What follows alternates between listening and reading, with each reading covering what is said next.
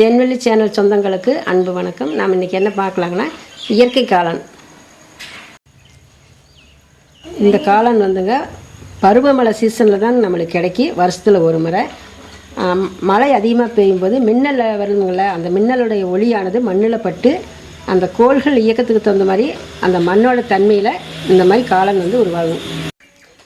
மழை காலங்களில் 2 வகையான காளான் உருவாகுங்க. நல்ல காளான் ஒன்று, மரக்காளான் ஒன்று.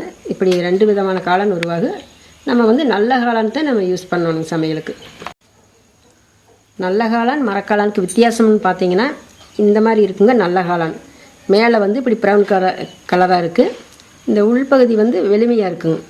இதில் வந்து ஒரு நல்ல ஒரு பளிச்சுன்னு தெரியும் இது பார்க்கும்போதே. அந்த காளான் வந்து மரக்காளான் வந்து ஒரு பூஞ்சான் பிடிச்ச மாதிரி இருக்குங்க. அதுதான் வித்தியாசம்.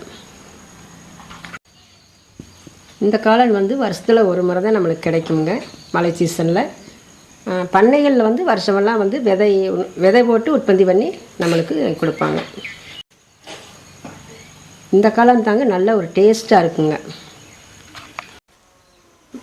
மழைநீர், மின்னல், மண், இந்த மாதிரி இந்த 3 சேரும்போது நம்ம மண்ணில் வந்து இப்படி ஒரு அற்புதமான நம்ம மனிதருக்கு தேவையான ஒரு காளான் வெரைட்டி வந்து நம்மளுக்கு இயற்கையாகவே படைச்சிருக்குது பாருங்கள். அந்த பிரபஞ்சத்திலிருந்து இப்படி ஒரு அதிசயம் நடக்குதுன்னா அது இயற்கையின் அருள் கொடை தான்.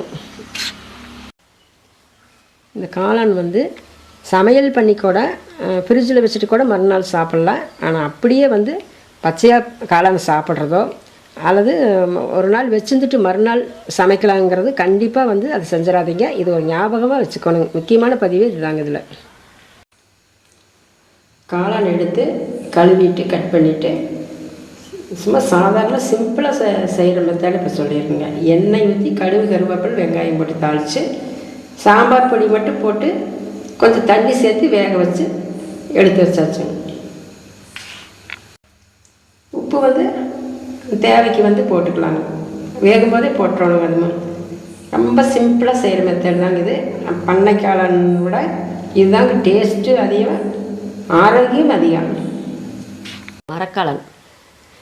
மரக்காளான் கிடைச்சாலுமே அதுக்கு இதனுடைய வித்தியாசத்தை இன்னொரு பதிவில் கூட போட்டு காமிக்கிறோங்க. நம்ம வந்து அடுத்த ஒரு நல்ல பதிவில் சந்திக்கலாம். நன்றி, வணக்கம்.